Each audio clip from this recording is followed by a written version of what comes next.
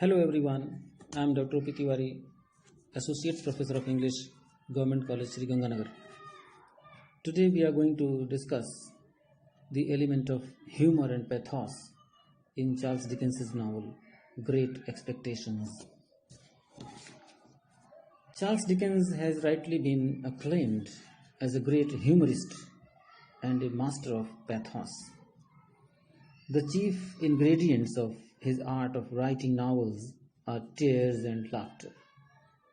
Humor in his novels proceeds from incidents and situations. It is the oddities and eccentricities of human nature which are the principal source of humor in the novels of Dickens. He has, in fact, created several immortal comic characters.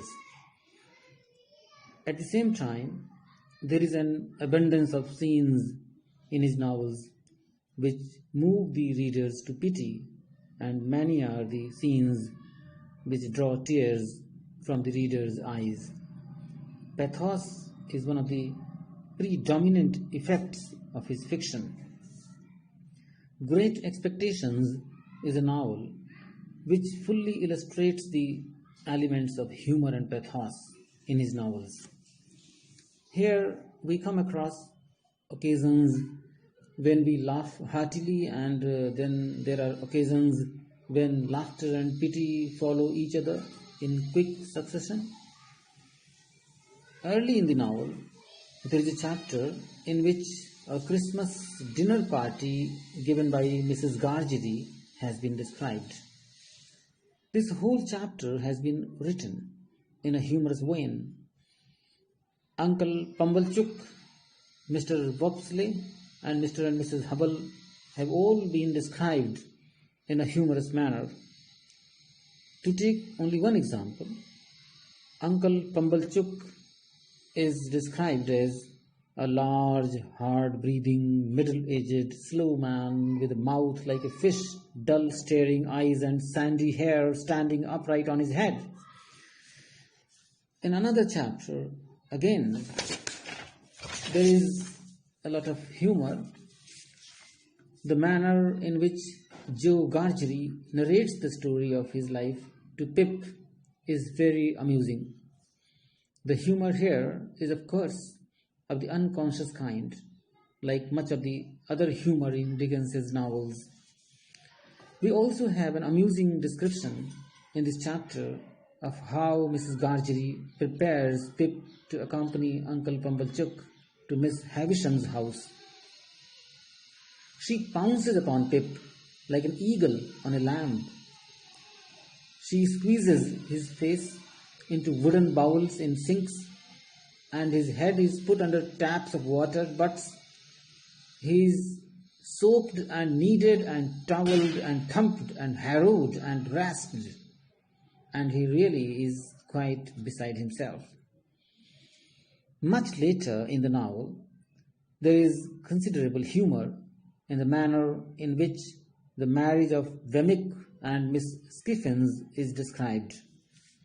Wemmick does not inform Pip that the latter has to act as the best man.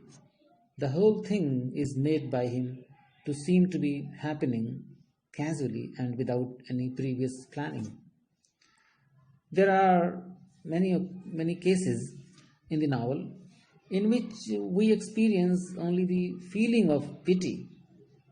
We feel a lot of sympathy for Pip and for Biddy in the early chapters of the novel because they are both orphans and because both are leading unhappy lives.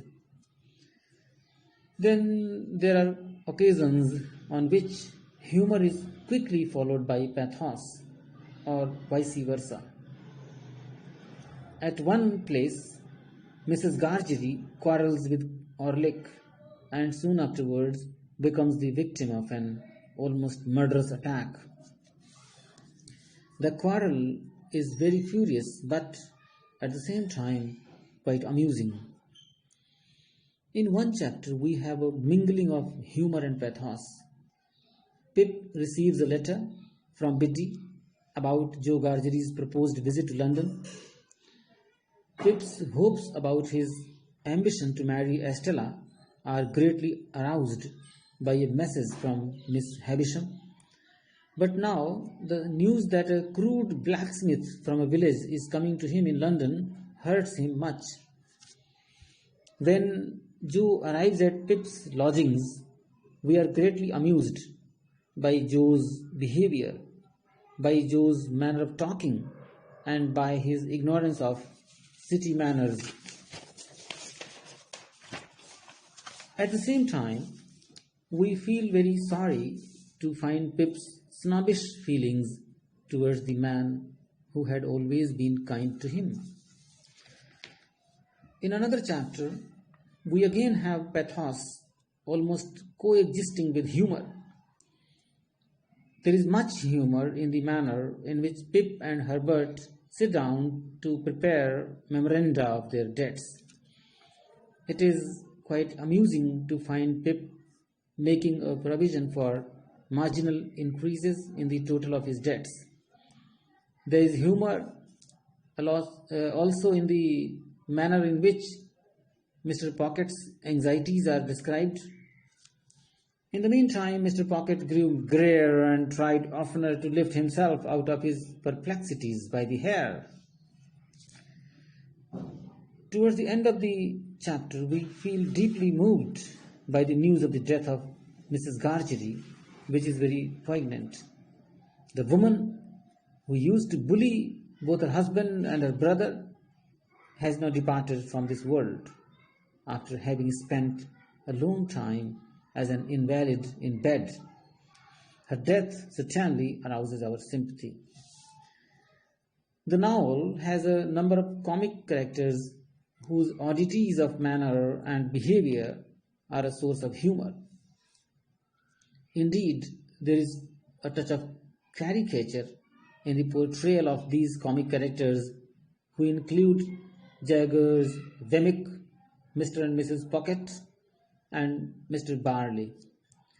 Wemmick, as a figure of comedy, occupies a position next only to Joe Gargery.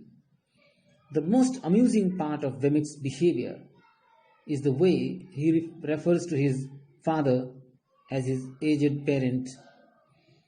Pumblechook and Wopsley are also largely comic characters. Mrs. Joe Gargery is a stock figure of comedy. So in this way, we can say that the novel abounds in the elements of comedy and pathos. Thank you.